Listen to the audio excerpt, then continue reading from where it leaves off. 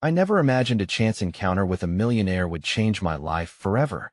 I will never forget the day everything fell apart. It was a gray Tuesday, a day like any other. The clouds hung low, heavy with rain, mirroring the weight in my chest. I was wiping down tables at the little cafe where I worked. The steam from the coffee machines curled up into the air, filling my nostrils with warmth, but it couldn't chase away the chill of my worries. My hands trembled as I stacked the chipped plates, wondering how I would pay rent this month and if my dreams were worth chasing anymore. And then he walked in. A tall figure, striking in a tailored suit that seemed to glow against the dullness of the day. His hair was dark, slicked back like he just stepped out of a magazine, and his presence drew everyone's eyes. The whispers fluttered around the room. Everyone recognized him as the reclusive billionaire known for his eccentric tastes and mysterious past. He ordered something fancy, murmuring in a deep voice that sent shivers down my spine. I caught snippets of conversation. Does he really spend millions on that art? They say he is haunted by tragedy. The air thickened with intrigue, and despite my better judgment, I couldn't look away. The moment our eyes met, it felt electric, a jolt that stopped my heart. I tried to shake it off, to focus on my work, but curiosity clawed at me. What was a man like him doing in a place like this? As I refilled his coffee, my hands shook, spilling a few drops. His gaze landed on me, piercing yet soft. I swallowed hard, heat creeping up my neck. He smiled, a small yet genuine smile that lit up his face. I dared to breathe in the lingering scent of his cologne, a mix of cedar and spice. I was lost. I couldn't fathom the worlds that lay between us, yet for that fleeting moment, it felt like we stood on the same ground. But reality crashed back as he noted my name tag. Ruby, he said, letting the name linger. I felt the weight of his voice, rich, cultured. I wanted to know more about him. I wanted to peel back the layers of his life like the petals of a rose. But as he walked away, a shadow passed over his expression. Was it sadness? Regret? I couldn't tell, but a haunting tension hung in the air. The door swung shut behind him, closing off the wisps of his mystery, and I was left with a sense of longing that gnawed at my insides. Who was he? What secrets did he hide? This chance encounter sent my mind racing. Could this lead to something more? Or was it just a brief spark in my otherwise mundane life? Hey, before we continue with this amazing story, I need to give you an important heads up. Many subscribers have reported that YouTube unsubscribed them without warning. Take a quick second to check the red button below to make sure you're still subscribed to the channel. I'd hate for you to miss any of the exclusive content coming soon. And while you're there, smash that like button. It really helps me out with the algorithm.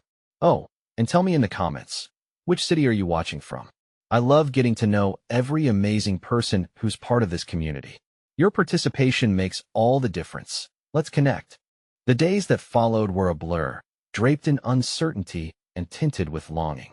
I returned to the cafe each morning, a routine that offered a semblance of normalcy amidst the storm brewing in my heart. As I wiped the tables and served customers, my mind always drifted back to that fleeting encounter with the stranger whose presence still lingered, warm and electric. Yet the reality of my life pressed heavily upon me. My rent was due, and the eviction notice clung to my door like a dark omen. I could feel the weight of the world on my shoulders as I poured coffee for weary patrons, their mundane problems contrasting sharply with the tempest churning within me. I felt invisible, a ghost flitting around the edges of their lives, while my own was spiraling out of control, but hope arrived in unexpected ways. One afternoon, a regular customer named Alice, a sweet elderly woman with silver hair and a gentle smile, noticed my weariness. "Ruby, dear, you look like you could use a friend," she said, her eyes sparkling with warmth. Her kindness surprised me, cutting through my thoughts. I smiled weakly, but the way she reached out and held my hand made me feel seen. Slowly, over steaming cups of tea during breaks, I began to share snippets of my struggles. "Oh, sweetheart," she sighed, her voice tender yet resolute.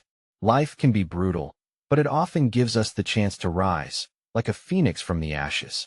I've had my share of burdens, lost my husband, my home, but I always found a way to keep moving."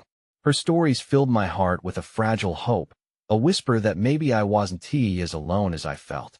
I listened intently, grateful for her wisdom, forgetting the darkness surrounding my own life. albeit for a moment. Alice became my anchor during those heavy days, knitting together the frayed edges of my spirit. But just as the flickers of hope began to take hold, a shroud of despair returned. One evening after a long shift, I opened my phone to find a message that sent my heart plummeting. "I regret to inform you that your application has been denied," the email stated, cold and sterile. My scholarship to the art program I had dreamt of was gone, vanishing in an instant like smoke. I felt as if the ground beneath me had crumbled, leaving me teetering over an abyss. Frantically, I searched for signs of encouragement, but the walls around me felt too high, too unforgiving. I stepped outside, the cold air wrapping around me like an unwelcome embrace. It began to rain, a slow, persistent drizzle that mirrored my emotions. My feet carried me along streets that suddenly felt unfamiliar, shadows lengthening in the fading light. As I stood lost in thought, staring blindly at the sidewalk, I heard a familiar, deep voice cut through the silence. "Ruby?" I looked up, heart racing, and there he was, the billionaire, standing under the awning of a nearby building, his tall figure silhouetted against the darkening sky. He looked different, more vulnerable, as if the weight of the world bore down on him too. There was a seriousness in his eyes, piercing yet soft, beckoning me toward him like gravity itself. "I didn't expect to find you here," he said, taking a step closer, searching my face for something I couldn't name. I hesitated, the rain picking up around us, feeling suddenly small under the tension brewing between us. Just thinking. For a moment, I wanted to spill everything: the eviction, my broken dreams, the fear that clawed at my throat. But I swallowed it down, afraid of shattering the fragile connection that had ignited between us that day. "Thinking can be painful," he replied, his voice low, carrying an edge of sorrow. "Sometimes we need to embrace the chaos." He stepped even closer, a warmth radiating through the cold air. I felt something deep within me stir, an unnameable mix of fear and hope. As raindrops slipped from my hair and rolled down my cheeks, I caught a glimpse of a shared pain within his expression, of loss perhaps, or the longing for something greater. Just as I felt the weight of that connection, a loud crack of thunder echoed above us, startling me. We both flinched, gazing up at the sky, our moment fleeting and fragile. "I can't stay," he murmured, turning back but pausing at the edge of the awning. "But I want you to know." And then the ground beneath us shook, and a blinding flash of lightning illuminated the sky. In that instant, with uncertainty swirling in the air and hope pulsing at the corners of my heart, he was gone, swallowed by the shadows. I stood there, raindrops mingling with tears, feeling the echoes of our encounter envelop me like a shroud. The quiet left behind in his absence was deafening, resonating deep within my soul. What was he about to say? And would our paths ever cross again in a world so tangled with challenges and distant dreams? I took a shaky breath, turning to the city drenched in rain, holding tightly to the flickers of hope. But deep down, I knew the storm was only beginning. Days turned into weeks after that fateful encounter under the stormy sky, an oscillating rhythm of hard work at the café and moments of reverie that felt like echoes of something long lost. I leaned into Alice's tales of resilience, finding solace in her wisdom, but the weight of despair lingered just beneath the surface. Every time I faced the eviction notice fluttering on my door, it felt like a countdown clock reminding me of my impending doom. One quiet morning, while I was restocking sugar packets, I noticed a young girl sitting alone at a table, her small hands cradling a kitten with matted fur. She wore a faded pink dress and looked up at me with wide, trusting eyes. "Excuse me, miss," she said softly, her voice cutting through the noise of the café's clatter. "Is this your kitten?" I knelt beside her, my heart a twist of sadness and warmth. "No, sweetheart. It's not mine. I found her in the alley," she said, her words tumbling out like little pearls. "She was all alone, and I thought maybe she was lost." "This little one deserves a friend," I replied, gently cradling the trembling creature in my hands. The kitten looked up at me with its wide, amber eyes, and in that moment, I felt a flicker of connection, a reminder that despite my own struggles, acts of kindness could shine through the darkness. "Can I hold her?" the girl asked, her voice breaking slightly. She seemed vulnerable herself, a small flame flickering against the cold winds of life. Of course, I said, handing over the kitten, and in her embrace, I found a sense of hope ripple through me. We chatted briefly, sharing our stories and laughter, as the rain outside began to fall lightly again, creating patterns on the window that mirrored the emotions stirring in my heart. But the warmth from that interaction faded when I returned home. I caught sight of the eviction notice, glaring at me like a bad dream that refused to dissipate. Tears stung my eyes, and I sank onto my bed, clutching the old, worn pillow. Where was the life I had envisioned? I felt trapped in a spiral of despair, and yet a part of me clung stubbornly to the hope Alice had instilled in me. The next few weeks were filled with challenges. I worked double shifts, my body a constant ache as I hustled through exhausted days. But each time I felt scattered and lost, I thought of the kitten and that small girl's unyielding spirit. I resolved to search for ways to help others, hoping perhaps to help myself in return. I started a small art project at the cafe where customers would leave encouraging messages for one another, simple words of kindness scrawled on colored sticky notes. It bloomed like a flower, attracting customers drawn in by the little oasis of warmth amidst their busy lives. One day, as I was pinning a new note, a thought crossed my mind. Perhaps if I shared my story, even just a small piece, it could inspire others who felt lost and alone too. Late one evening, after a grueling shift, I found the quiet moment I had been searching for. I grabbed a notebook and began pouring my heart into it, capturing my struggles and the flickers of hope I had discovered. I wrote about Alice, about the little girl and the kitten, and of how a brief interaction with a stranger had ignited a spark in me that hadn't flickered in a long time. Just as I began to feel lighter, the bell above the cafe door rang, followed by a deep voice that sent a shiver down my spine. I looked up, and there he was again, the billionaire, a glance cutting through the dim light like a beacon of hope. "Ruby," he started, but was cut off as I felt that familiar mix of fear and yearning rise within me. "What are you doing here?" I managed, my heartbeat racing.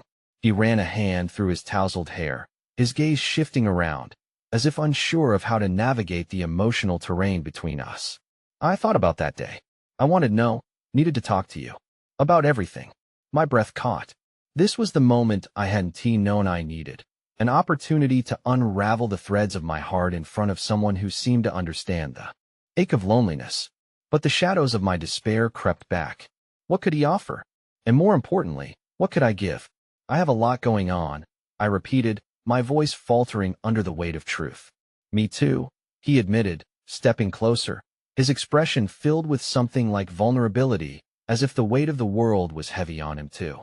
And just as our gazes locked, a loud crash erupted from the kitchen, where the frantic whispers of commotion erupted. I pulled away, heart hammering, as I rushed to see what had happened. Frantically, I made my way to the back, only to find Alice collapsed on the floor, surrounded by a small circle of worried customers. Panic washed over me, crashing against the fragile hope we had begun to build. "Alice!" I cried, rushing to her side as shock ripped through me. The world blurred, everything fading into an endless tunnel, her fragile warmth flickering against my palms, her reality colliding with mine in a terrifying twist of fate. In that moment, the threads of hope I had woven around myself unraveled, leaving me gasping under the weight of uncertainty once again. And as I frighteningly squeezed her hand, a question danced through my mind. Would we be able to confront this storm together, or was I destined to face the shadows alone? The clamor of the cafe faded into a distant hum as I knelt beside Alice, trying to shake the unbearable chill of fear clawing at my insides. I could barely hear the murmurs of customers wondering if they should call for an ambulance or if there was something they could do. The warmth of the sun outside seemed worlds away, swallowed by the storm inside me. "Alice, please, stay with me," I urged, squeezing her hand tighter, hoping the warmth of my grip would anchor us both. She lay there, the usually vibrant spark in her eyes now dulled, a shadow of the indomitable woman who had shared tales of resilience with me over countless cups of coffee. Minutes felt like hours as the commotion swelled around us, and finally, the paramedics arrived, ushering the crowd back and swiftly assessing her condition. I stepped aside but couldn't take my eyes off her as they lifted her onto a stretcher, her frail body cocooned in blankets. The last glimpse I caught before they whisked her away was that of her hand slipping from mine. It felt like part of my heart had gone with it. A wave of grief crashed over me, threatening to drown out everything else. I looked around the cafe to find the once comforting space now tinged with shadows and worry. People whispered to each other, sharing their concerns, but all I could hear was the pounding of my own heart, a bitter reminder of how close I had come to losing the only person who made me feel understood.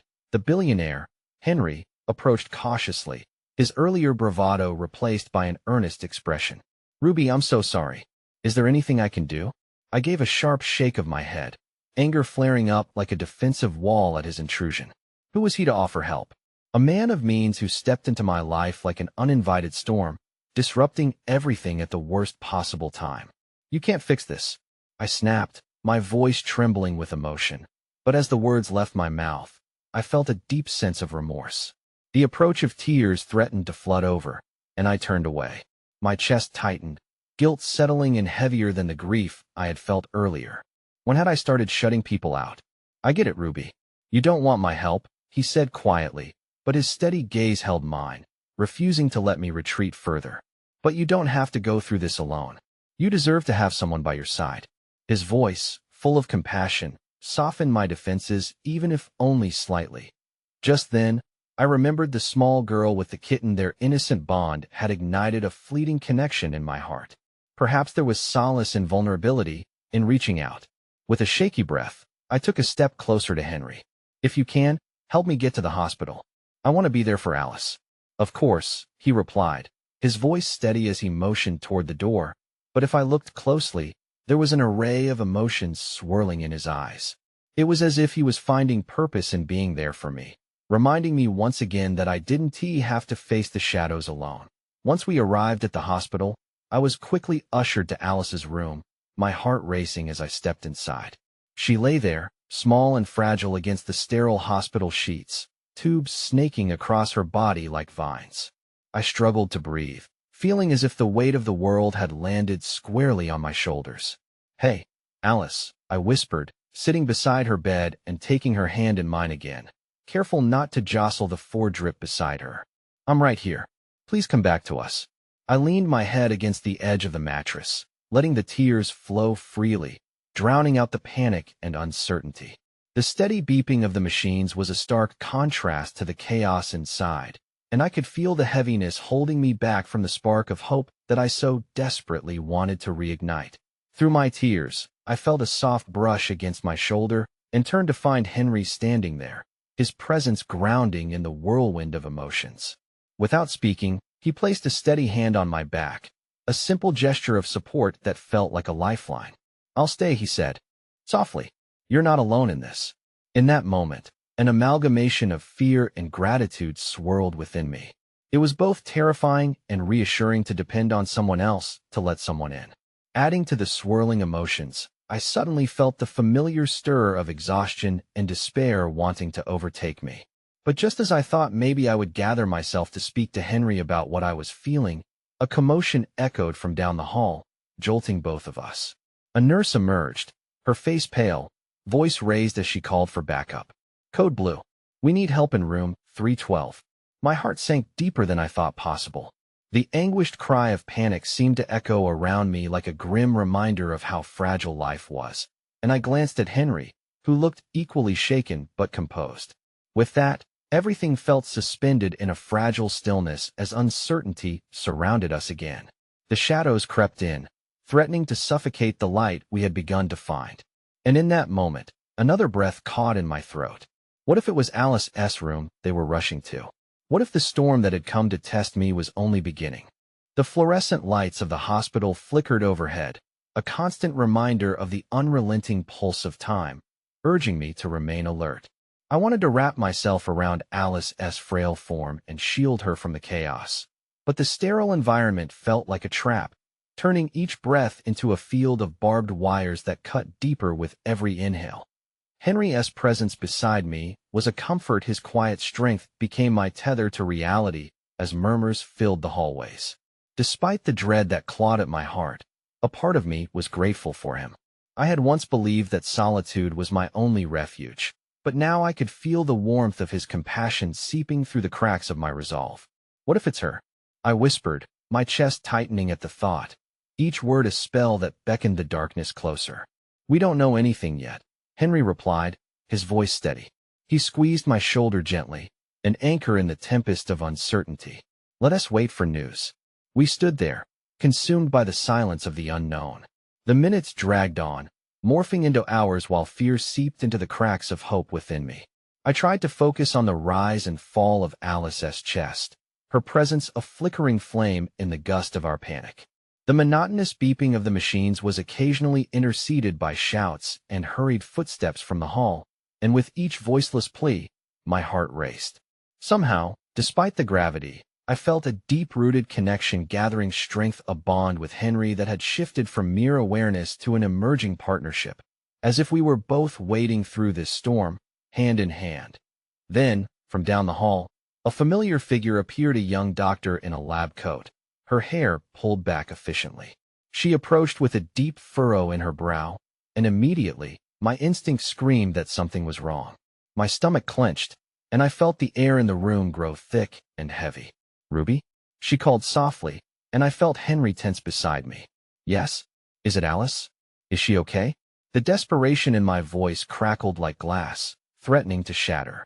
The doctor took a deep breath that hung in the air, a momentary silence descending around us.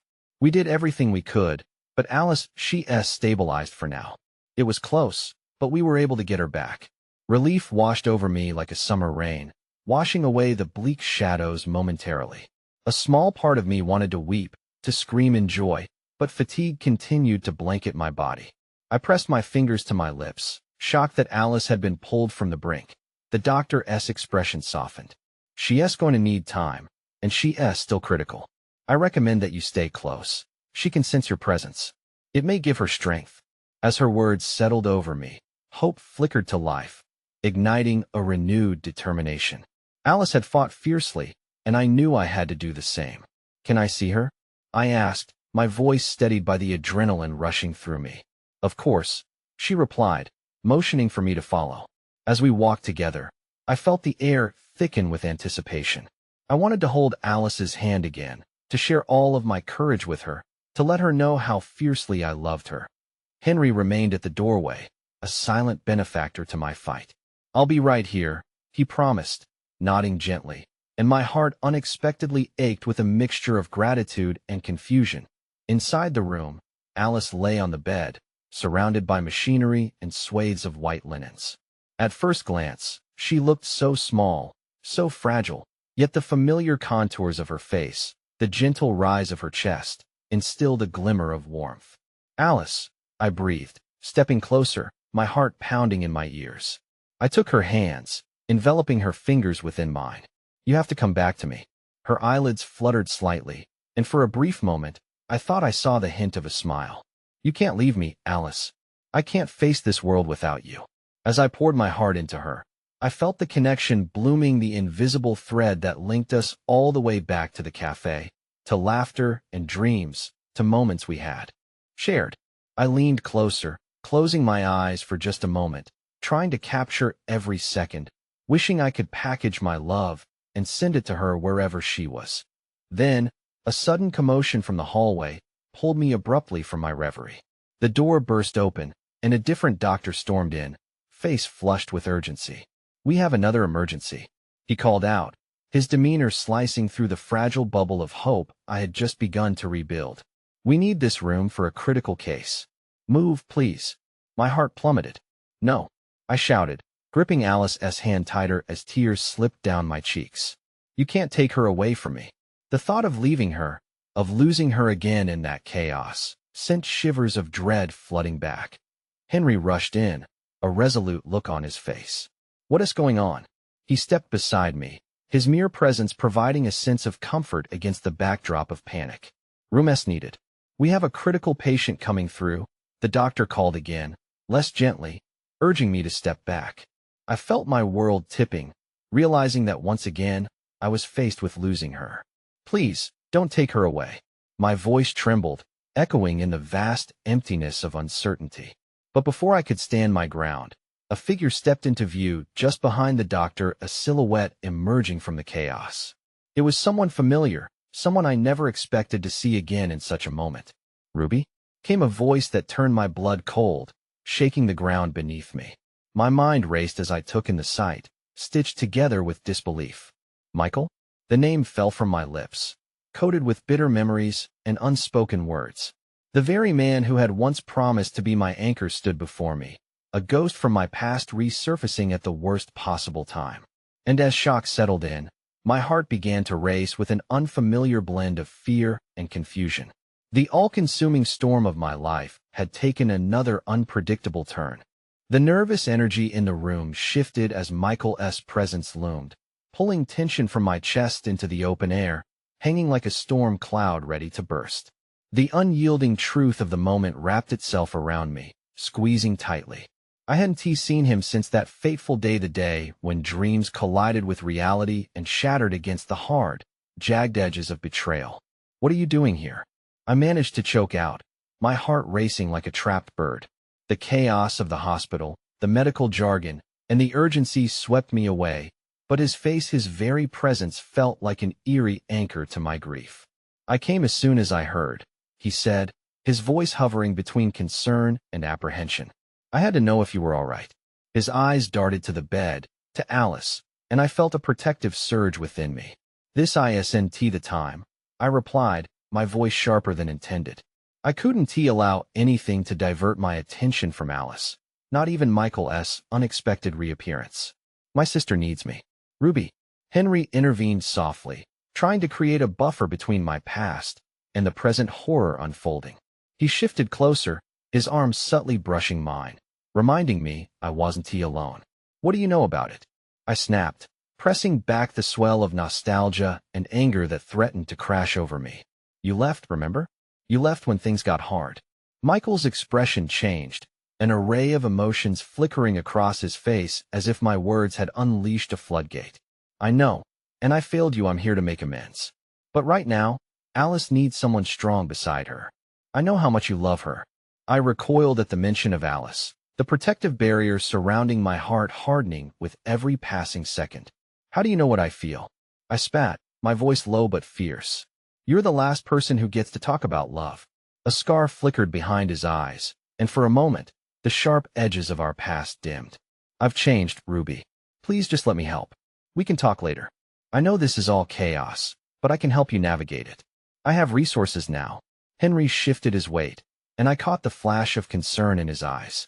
I loved that he was here with me, giving me space to breathe and grieve, but at that moment, Michael felt like an unwelcome weight dragging me under. "Please, leave," I whispered, my voice trembling but resolute. The thought of letting him in, inviting any part of him back into my life, felt impossible. A visceral instinct told me that the fabric of my resolve would fray beyond measure if I allowed that door to open even just a crack. "Ruby, don't throw this chance away." His voice cracked, desperation pouring from him like a desperate plea. "You're stronger than this, but you don't have to bear everything alone." His words slithered beneath my skin, causing unease to bubble up within me. What would it mean for me to rely on him again? To acknowledge the love that still smoldered beneath the surface like hot embers, waiting to ignite? But a siren outside howled, breaking the tentative spell. It was a reminder of Alice, the urgency eclipsing every other thought. I turned back to her, her unmoving form the one constant in this tempest. "Can't you see I'm trying to focus on her?" I snapped at Michael before returning my attention to Alice. "You have no idea what she is fighting for. I will not lose her again." Silence reigned for a fleeting moment, the tension within that silence almost palpable. And then, just as hope began to rear its head again, the doctor who had originally approached us returned, grim-faced, followed by a handful of nurses equipped with equipment I had only seen in the worst of hospital dramas. "We need to move her," the doctor said bluntly, urgency flaring in her voice. "We need to prep for a procedure, fast." "No." The word erupted from my mouth before I could contain it, the rawness of my emotion tearing through my careful distance from everything and everyone. "You can't take her away from me now. It's necessary for Alice's recovery," the doctor said, her voice authoritative yet tinged with sympathy. "You can wait in the family room. We'll update you when we have news. I felt my knees tremble, teetering on the edge of surrender. Can't she hear me? Can't she feel my presence? Please, let me stay. Michael stepped closer, his presence morphing into something unexpectedly steady. Ruby, he began softly, maybe this is what she needs. No, I cannot leave her, she needs me. My breath quickened as I struggled to wrestle my panic into a shield, something to defend my heart against the encroaching dark. Henry, unyielding at my side, reached for my hand. It was a gesture of solidarity, a statement that I wasn't alone in this fight. You can do this, Ruby, he said, his voice low and steady. We can wait outside. We need to trust the doctors. Please, just give me a moment, just a moment longer, I implored, catching a glimpse of Alice's face again, searching for the slightest flicker of response, any sign that she was still there fighting alongside me. Michael's voice broke through my desperate thoughts. Ruby, I promise I'll be here. I'll make sure you have everything you need. Just please, think of Alice. The doctor's stern countenance softened. We'll do everything we can, I promise you that. But you'll need to let us work. My heart pounded violently, the weight of their words pressing against me like a heavy cloak. I wanted to fight against it, but the pleading in Henry's gaze, the strength in Michael's desperation, it lured me to the edge of compliance.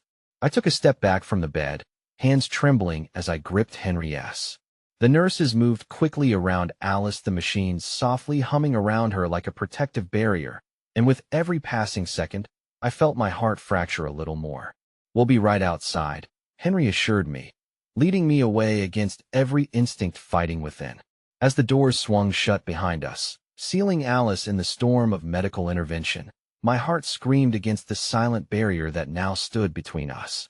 I felt Michael's presence loom dangerously close once more, an echo of unresolved pasts and unasked questions, but all I could do was press my forehead against the cool wall, squeezing my eyes shut, fighting not only for Alice, but for my own fractured heart. And as I stood there in that precarious silence, I couldn't shake the feeling that everything was about to change again. The sterile hallway seemed to stretch endlessly, the harsh fluorescent lights casting an unyielding glare on the walls as we paced in silent turmoil. I could hardly breathe, the air thick with fading hope. With each step, I felt the remnants of my shattered world slip further away, leaving me raw and exposed. Henry's grip on my hand was a steady reminder that I wasn't alone, that someone still believed in me when I felt like I was crumbling. We settled into the waiting area, an uninspired room lined with protective canvases of faint landscapes, a cruel juxtaposition to the harsh reality we were living. I could see the ticking clock on the wall, each tick a reminder of the minutes slipping by without Alice. I can't do this, I whispered, the weight of dread constricting my throat. What if she doesn't make it? Stop, Henry said firmly, but his voice was tender, laced with empathy. You're stronger than this. You need to believe that. His eyes met mine, and in that moment, I could see he was struggling too. The silent fear he tried to mask only made his support feel more fragile. I felt like I was caught in the eye of a storm, and the winds of my emotions were threatening to pull me under again. It was then that I noticed Michael waiting in the background, his body taut with uncertainty. He seemed as if he wanted to approach, but was held back by an invisible tether of my disdain. Did he really mean it? Did he now know how much I needed him? Ruby, he finally ventured, his tone softer than before, as if testing the fragile waters between us. I know you don't want to hear me right now, but I need you to understand I wouldn't have come if I didn't truly care. Care? I shot back, my voice sharper than I intended. Where was that care when you walked away? Silence fell, heavy and oppressive. I longed to throw all my bitterness at him, to unleash the pain he had left behind, but there were bigger battles swirling in my chest. The anger felt like a life buoy, keeping me afloat amidst the chaos, while empathy threatened to drown me in a different way. Suddenly, the door swung open with an almost eerie quietness, and a doctor stepped through, his lab coat stark against the muted colors of the waiting room. My heart lurched in my chest. Ruby? Henry? Yes, I breathed, my heart racing, while Henry instinctively stood closer to me, providing strength I so desperately needed. I'm here for an update on Alice, he continued, his tone grave yet still holding a thread of warmth. The procedure is complete, and I want to assure you that she is stable right now. Relief washed over me like a tide, But before I could grasp onto it fully, the doctor continued. However, we discovered some complications that we need to discuss. It may be difficult to hear. I felt Henry's hand tighten around mine again, grounding me like an anchor in the turbulent sea of my emotions. What kind of complications? I could barely get the words out, my voice trembling. He hesitated, searching for the right way to phrase his response. There are additional risks due to pre-existing conditions that we were unaware of. We're doing everything we can, but I need you to understand that further treatment may be necessary. My heart sank. The flicker of hope I had been desperately clinging to sputtering, as if a gale force had just swept through. What does that mean? I asked, my voice barely above a whisper, the implications hanging heavily in the air. It means a more aggressive treatment approach, and possibly further surgery down the line if necessary, he explained, his eyes softening slightly in expectation of my response. That I felt the room tilt, my knees nearly buckling beneath me. No, we can't go through this again. She camped. The words lodged in my throat, thick with despair, and I fought to catch my breath as panic surged within me. I suddenly felt so small, so powerless. Michael moved closer, and I willed my heart not to notice the warmth of his concern. Ruby, let us take one step at a time. You have to be strong for Alice. You must fight for her even if it seems impossible right now. Shaking my head in disbelief, I turned away from him, feeling the urge to push everyone away that wanted to help. But Henry kept my chin up, forcing me to face the reality of the situation. You're not alone, he insisted, his voice steady. We'll face this together, all of us. As the weight of the doctor's words sank deeper, I was overwhelmed by a fresh wave of tears. What if she doesn't pull through? I admitted, the veil of hope eroding with every second. The doctor pulled up a chair, his face filled with understanding. I understand this is overwhelming, particularly after everything you've been through, but Alice is a fighter. We have a plan. We need to work together. Together, I echoed, the word feeling foreign yet needed. At that moment, amidst the thunderous uncertainty, a flicker of strength surfaced, rising from the depths of fear. I couldn't let despair consume me. Not for Alice, not after all we had fought for. But before I could voice my determination, a commotion erupted from down the hall, and I caught snippets of an unfamiliar voice, a clash of urgency cutting through the air. The last thing I heard before the door burst open again was a frantic shout. Where's the family of Alice Sandoval? The tone was filled with such fervor that my heart sank anew as we all turned toward the source of the chaos. What could possibly be happening now? Anxiety coiled tighter in my chest as I processed the implication. Was it good or bad news? As dread hung heavy in the air, I felt an unsettling shift, an impending storm toward which we marched uncertainly. I squeezed Henry's hand tighter, bracing myself for whatever news could possibly await us on the other side of that door. The air in the waiting room turned electric, a contagion of nervous energy enfolding us as we faced the new arrival. The doctor turned towards the commotion, and I couldn't read the shift in his expression. Was it surprise, concern, or something darker? My grasp on Henry tightened, the pulse of my heart quickening as waves of uncertainty crashed over me.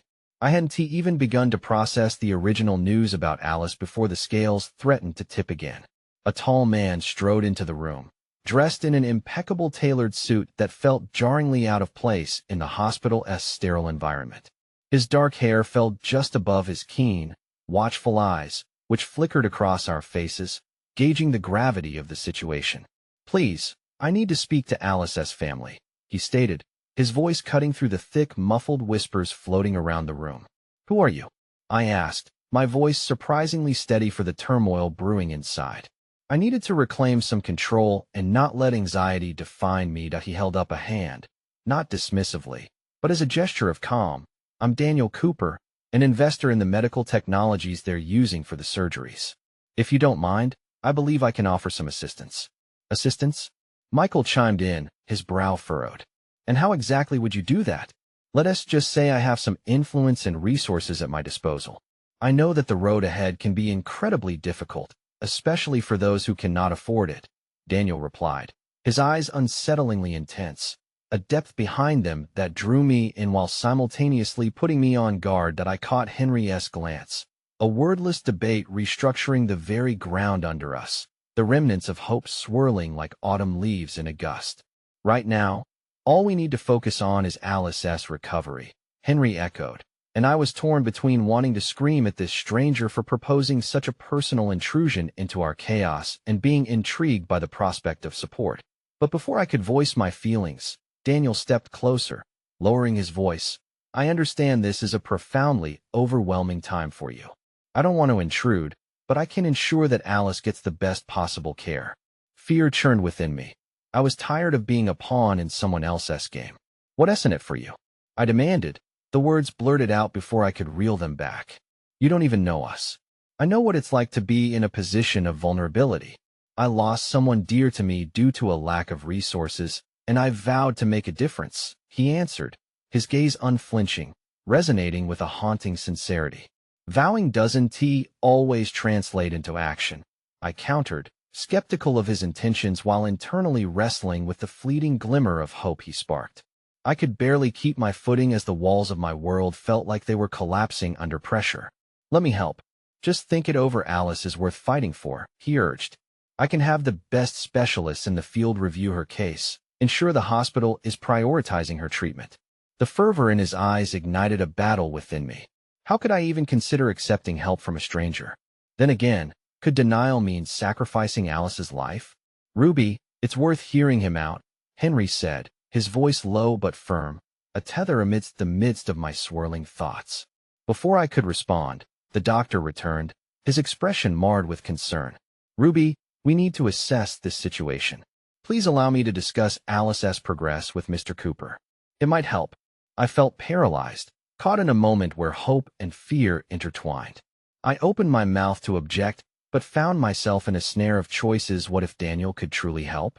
I wanted to believe it, but trusting was a fragile thing, and betrayal loomed like a specter. As I stood there in that waiting room, poised on the brink of possibility or peril, the commotion that had preceded Daniel's arrival started up again. A distant shout mingled with panic, echoing like thunder in my ears.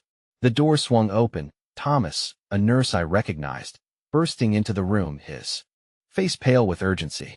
There's been a complication in Alice's recovery. We need her family right now. The coldness of fear gripped my heart, paralyzing thought as dread sank like iron in my stomach. It felt as if the fabric I had clung to, the last strands of resolve, were torn away in a heartbeat. The panic in Thomas's eyes was worse than any news I could have imagined, and as I turned to Daniel, his face had closed off, shadows settling around his expression. Again? I breathed, dread blanketing me. What do you mean? All eyes turned to me as Thomas gestured for us to follow. The moment shattered against my skull as I felt the floor shake beneath my feet, and the reality of the battle waiting ahead bore down on my shoulders. We have to, Henry began, but I interrupted him, urgency surging through me. No, I can't let this happen. I can't lose her. My voice was resolute, but the tremor of fear echoed within me. In that fraction of time, Daniel stepped forward, offering an unexpected hand. Let me help you, Ruby. Whatever it takes. And just as I briefly entertained the notion of reaching out, of accepting a lifeline to navigate the dark waters ahead, the moment faltered, my heart lurching as a new wave of panic surged through the open door, laced with answers I had never wanted. As we followed Thomas into the storm of uncertainty, I felt the walls enclosing once more, and with every step forward, lingering doubt hovered like a dark cloud over our heads. Something deep within me whispered that life would never be the same after this encounter, no matter which way the scales tipped. The fluorescent lights flickered above as I followed Thomas, the stark brightness of the hospital contrasting sharply with the chaos in my mind. Each step felt heavier, as if I were walking through molasses. My breaths came in short, frantic gasps, and Henry's presence beside me felt like the only tether to reality. As we entered the intensive care unit, the familiar antiseptic smell invaded my senses, a scent I had grown to associate with dread and desperation. The rush of activity surged around us, nurses and doctors moving with urgent precision, their voices a blur of medical jargon that only added to my confusion. I felt lost, a mere spectator on a stage of life and death. Ruby, we need to talk, the doctor called to me as he paced past. I just got a call. We have to consider some alternative measures for Alice's care. Alternative measures? My mind raced with possibilities, each more terrifying than the last. What is happening? Where is she? She's stable for now, but we may need to intervene quickly with a different treatment protocol, he explained, his voice clipped and urgent. I wanted to scream, to shake sense into this man who was shaping our fate with grim looks and brusque words. You can't just assume things. What if I want to wait for a second opinion? Time is critical. We need your consent, he insisted, his eyes darting to a nearby monitor that beeped steadily, a steady rhythm that masked the chaos within me that I clutched Henry's hand tightly, wondering if I was really grasping at all the right strands. My heart felt like it was being twisted anew, the fray unraveling into a chaos of thoughts that were almost unbearable. Ruby, Henry soothed, his voice steady amidst the turmoil. You need to trust the doctors. They are trying to help her. But even as he spoke, a feeling of isolation carved its way through me, a desperate need to shield Alice from the turbulence that was erupting around us. I glanced at Daniel, hovering at the edge of the commotion like a ghost, his expression unreadable.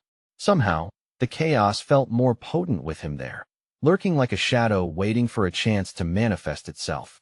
Dr. Shaw, I called suddenly. Seeing the doctor pause, my heart surged with a flicker of courage. If Alice needs new treatment, can we at least consult with a few specialists first? We shouldn't rush into anything without exploring all the options.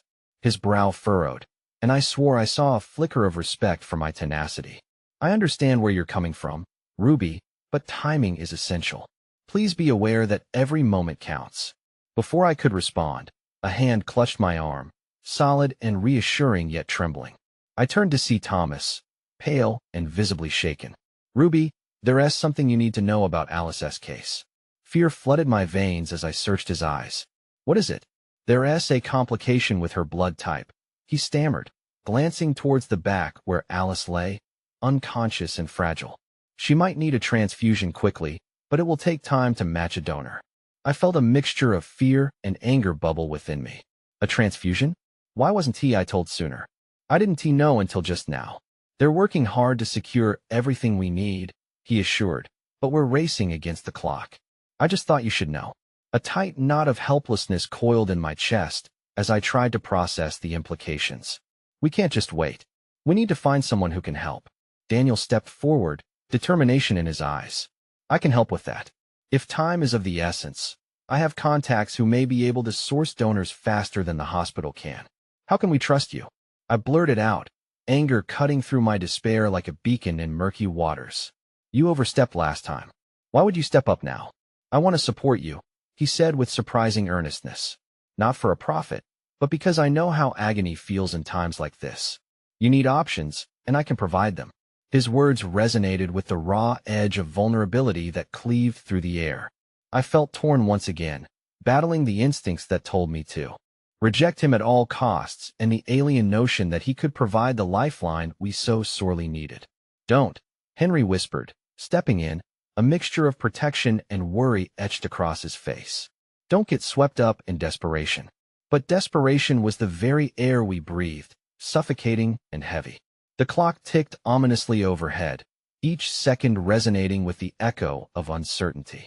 I need a moment, I stammered, retreating slightly from the group, the world around me becoming a blur as I fought to wrap my mind around it all. I stepped back into the corridor, gasping for air, feeling the weight of impending decisions pressing down upon me.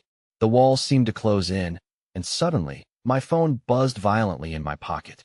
I fished it out, startled to see a message flash across the screen. I have information about Alice's treatment that you need to know. Meet me alone. My heart plummeted with the sharp bite of dread. Who was this striking out of the shadows, and could their information be trusted? As I stood there, caught between the offers of salvation and the terrifying uncertainty of the choices ahead, I realized the choices I would make in the next few hours could change the course of Alice's life forever. And as I decided whether to risk it all for a chance at hope, I felt the ground shift beneath me once more, as if the universe was readying to unleash its next wave of challenges upon us. The world around me felt like a heavy fog, thick and cloying, blanketing everything in uncertainty. I leaned against the cool wall of the hospital corridor, breathing deeply, the damp air tinged with antiseptic and fear. My mind whirled with the choice laid before me. To step into the unknown, to meet the person behind the ominous text that flickered on my screen like a beacon, or to remain with the safety of friends and familiar chaos. The moment stretched, stretching my heart into a tightrope between hope and despair. "Ruby," a voice cut through the haze, rich with warmth and concern. I turned to see Henry rushing forward, urgency etched into the lines of his handsome face. "What's wrong? You've been gone for too long." I inhaled sharply, my heart racing at the weight of my thoughts. There's someone who claims they have information about Alice's treatment.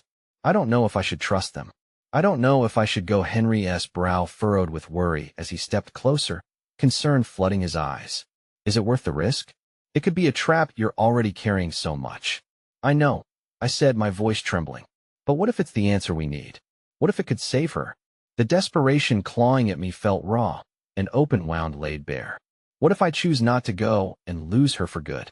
A heavy silence settled between us, the pulse of the hospital humming in the background like a cruel reminder of the ticking clock. I searched his eyes, looking for guidance, a sign that could lead me to a decision that felt right. "Trust your instincts, Ruby," he urged gently, his voice low and steady. "But remember that those instincts have to be balanced with caution. It's okay to lean on those who care for you." His words settled deep within me, but did little to ease the storm inside. The authorities had given the same warnings over and over. I was tired, so tired of being in a constant state of alert, of waiting. "What do I do?" I whispered. "Face the fear, but take someone with you," he replied softly. "If you want to meet this person, let me come with you. No matter what, you do not have to walk this path alone." Floating in that fragile moment, comfort washed over me like sunlight breaking through the clouds. I nodded, finding solace in Henry's steadfast presence, grounding me like an anchor in turbulent waters. "Okay," I murmured, determination flooding through me like a fresh tide. "Let us find out what they know." We moved down the sterile corridor, hearts taut as bowstrings, anticipation electrifying the air around us. Each step felt monumental, charged with the possibility of hope weaving into our reality, but shadowed by the nagging fear that all this could lead to danger. When we reached the designated meeting spot, an unassuming waiting room tucked away from the bustle of the hospital, I swallowed hard. My heart thumped loudly in my chest as I scanned the room, anxiety thrumming through my veins. Moments ticked by slowly, turning into heavy, awkward silence until the door creaked open, drawing my gaze. A person stepped in, the same stranger who had sent the text moments ago. Uncertainty bloomed as I faced a man mid-30s, hair tousled, but dark curls framing an earnest expression. There was something hopeful in his eyes that drew me in. "Ruby, right?" he said, his voice smooth but urgent, a cocktail of sincerity and hesitation. "Yes," I replied slowly. "You said you have information about Alice?" As he approached, I felt Henry's hand brush against mine, a soft reminder that I wasn't alone in this. "I know how hard this is for you," the stranger continued, meeting my gaze directly, "but Alice needs a special treatment, and the hospital is slow to act. I can help expedite that process. I can get her a transfusion from a donor willing and ready." My breath caught in my throat. "A transfusion? What do you mean?" I asked, horrified yet exhilarated by the possibility. "There's a network I work with," he explained, his urgency evident. "I can arrange for her to have access to a donor. But with that, I'll need your full trust." Conflicting emotions surged through me. Trust, something so fragile, so difficult to extend when the stakes were so high. What if this was a lifeline, or a trap dressed in disguise? "Why should I trust you?" I pressed, my voice defiant yet fearful at the same time. "What's in it for you?" He hesitated for a moment, eyes flickering to Henry before settling back on me. "I lost someone to negligence when I was young. I had to watch as their life hung in the balance. I want to prevent that from happening to someone else." There was a sincerity in his eyes that stilled the chaos swirling within me. But just as I was about to make sense of it all, another voice broke through my thoughts, a voice tinged with panic. "Ruby, come quickly." It was Thomas again, bursting through the door, breathless and frantic. "It's about Alice." My heart leaped into my throat as I exchanged worried glances with Henry. "What happened?" There's been a sudden shift. "We need you." Every nerve in my body ignited as I turned to the stranger, my mind reeling with the sudden rush of dread. "Are you coming?" I asked Henry, knowing whatever we were facing could be the moment we'd all been dreading. "Yes," he replied firmly, squeezing my hand before we rushed after Thomas. The corridor felt surreal as we pushed past doctors and nurses until we arrived at Alice's room, the chaos around us washing over me as Thomas explained further. "She's gone critical again. The doctor is trying to stabilize her, but we can't afford to waste time." Just as my heart plummeted, the doctor stepped out of the room, his expression grave, affecting a thud of terror deep within me.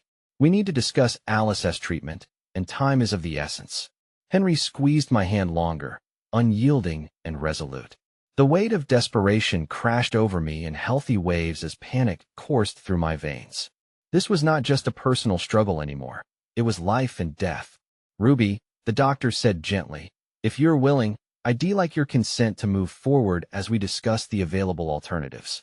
I could feel the room shifting, fear morphing into purpose as I sought the strength I didn't know I could summon.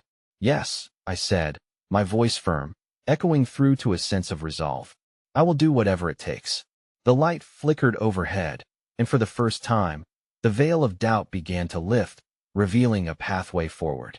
Hope glimmered in the air like sunlight breaking through clouds, and I felt the warmth of friendship standing steadfast beside me. "Whatever it takes." The words had slipped from my lips, but they had transformed something deep within me. Alice was worth the fight. Although the road stretched ahead of us with uncertainty, I felt a flicker of hope rekindling in my heart, and this time, two souls stood together against the storm, fighting not just for one life, but for the very love that connected us all. As we turned back to Alice's room, a rush of empowerment washed over me, and with that surge came a newfound determination. Come what may, I would hold tight to the threads of fate binding us together. No matter the challenges ahead, there was an unyielding strength in unity, a strength that could steer the tides and light the way through even the darkest storms. And as I stepped forward, ready to face whatever was to come, I whispered to the universe, "I choose hope."